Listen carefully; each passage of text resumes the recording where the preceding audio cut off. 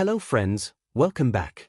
In this video we will learn how to test and troubleshoot a 7555 based SMPS flyback example circuit, step by step, in a practical way. Before we begin, always remember that these circuits work with high voltage DC around 300 volts, so make sure you use a series bulb for safety and avoid direct contact while testing.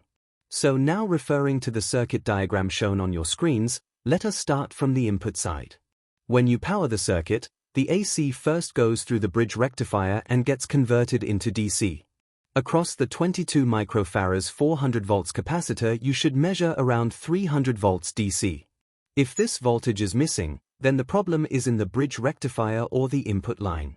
If the series bulb glows very bright, then it means there is a short circuit in the primary side. Next we check the supply for the IC7555. The 47K 5-watt resistor drops the high voltage and feeds the zener diode, which regulates it to around 12 volts. This voltage goes to pin 8 of the IC. So measure pin 8 and confirm you are getting around 10 to 12 volts. If there is no voltage, the 47K resistor could be open. If the voltage is too high, the zener diode may be faulty.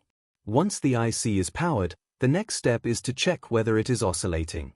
The timing network made from R1, R2, C1 and the diode generates the oscillation. You can check pin 3 of the IC.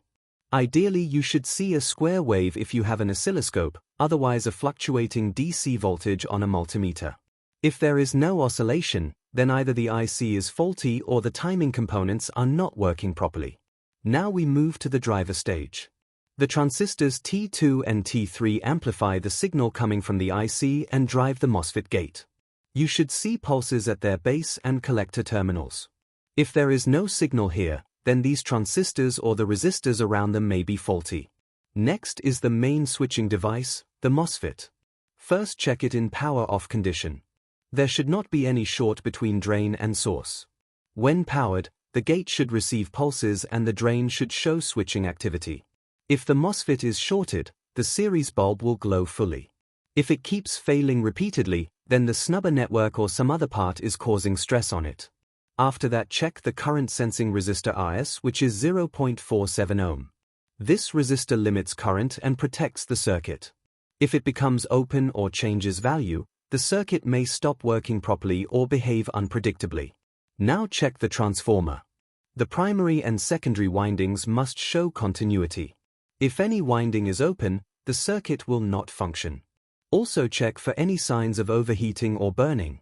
Moving to the secondary side, the diode FR307 rectifies the output and the capacitor filters it. Measure the output voltage here. If there is no output, the diode may be open or the primary may not be switching.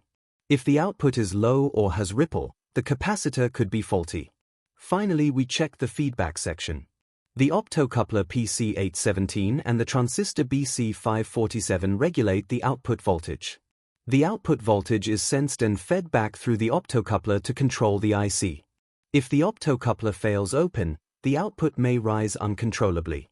If it fails short, the output may drop to 0 or the circuit may stop. After checking everything, power the circuit again through the series bulb. If the bulb glows dim, the circuit is likely working fine. If it glows bright, there is still a fault. Also observe if the output voltage is stable. In real troubleshooting, always follow a fixed sequence. Start from the input, then check IC supply, then oscillation, then driver stage, then MOSFET switching, then transformer, then output, and finally the feedback.